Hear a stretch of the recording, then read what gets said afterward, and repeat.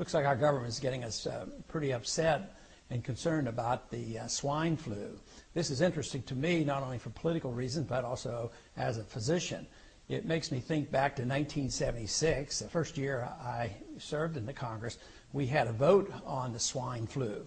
Back then, there was a panic, and they said it was going to sweep the nation, and they rapidly came up with some flu shots, and the government was going to inoculate everybody and save the world from this disaster. And I remember there were 2 votes against it, myself and Larry McDonald, another physician. It turned out, though, that our instincts were correct. Not only did we object to it because we didn't think the government should be in the medical business and making these medical decisions, but it turned out that the instincts were absolutely right, because the flu came and the flu went and 1 person died, except for those individuals who died from getting the flu vaccine. And over 25 people died just from getting the vaccine, and many got ill from it until finally they had to suspend the whole program. But here we are once again, the swine flu coming up, and everybody's panicking.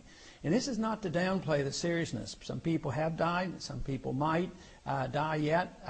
We have had no deaths in this country, but there's 7 or 8 cases up in New York. None have even been hospitalized. And yet it's practically like we've been attacked by nuclear weapons. I mean, press conference over the weekend, prime item for the Department of Homeland Security. Now, how did the Department of Homeland Security get into the medical business?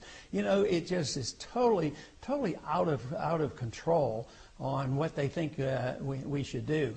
But you know, trying to put this in a perspective, I checked to find out how many cases of tuberculosis we had last year.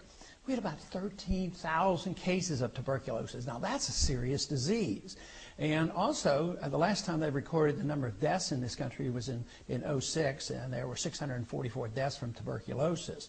Now, I hate to even bring that subject up to try to put this in a proper perspective, because maybe tomorrow they're going to quarantine everybody in the world coming into this country to watch out for tuberculosis.